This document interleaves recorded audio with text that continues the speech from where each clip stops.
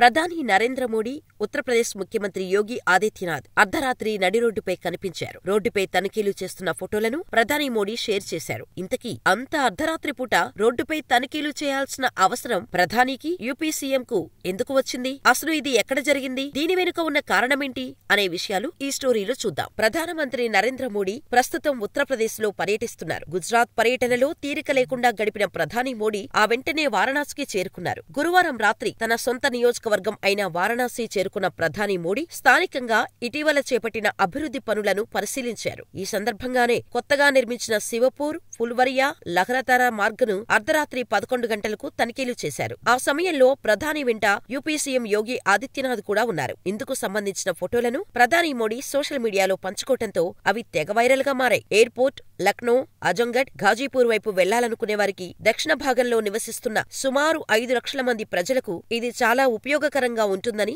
అధికారులు వెల్లడించారు. శివపూర్, ఫుల్వరియా, లహర్తారా మార్గును 360 కోట్ల రూపాయలతో నిర్మించగా దాన్ని ఇటీవలే ప్రారంభించారు. దీనివల్ల దక్షిణ వారణాసి ప్రాంత ప్రజలకు ట్రాఫిక్ ఇబ్బందులు తగ్గినట్టు ప్రధాని మోడీ తెలిపారు. ఈ రహదారి అందుబాటులోకి రావటం వల్ల బెనారస్ హిందూ యూనివర్సిటీ నుంచి వారణాసి ఎయిర్పోర్టుకు వెళ్లే సమయం దాదాపు సగం తగ్గినట్టు అధికారులు పేర్కొన్నారు. ఇలా అర్ధరాత్రి రోడ్లపై తనిఖీలు చేయటానికి ముందు వారణాసి రోడ్లపై ప్రధాని మోడీ రోడ్ షో నిర్వహించారు. రాత్రిపూట అయినప్పటికీ ప్రధాని మోడీని చూసేందుకు జనం రహదారుల వెంట బారులు తీరారు. ఈ సందర్భంగా ప్రధానిపై పూలవర్షం కురిపించారు. ఉత్తరప్రదేశ్ పర్యటనలో భాగంగా వారణాసిలో పలు అభివృద్ధి కార్యక్రమాలకు ప్రధాని నరేంద్ర మోడీ శుక్రవారం శంకుస్థాపనలు చేశారు. యూనివర్సిటీలోని స్వతంత్ర భవన్లో ఎంపీ నాలెడ్జ్ పోటీ, ఎంపీ ఫోటోగ్రఫీ పోటీలు, ఎంపీ సంస్కృతం పోటీల్లో పాల్గొనే విద్యార్థులతో ప్రధాని సంభాషించారు. ఈ సందర్భంగా 5 ప్రముఖులను కూడా ప్రధాని సత్కరించారు. ఇక ఈ ఉదయం 11:15 సంత్ గురు రవిదాస్ జన్మస్థానాన్ని దర్శించుకున్నారు. అనంతరం సెయింట్ గురు రవిదాస్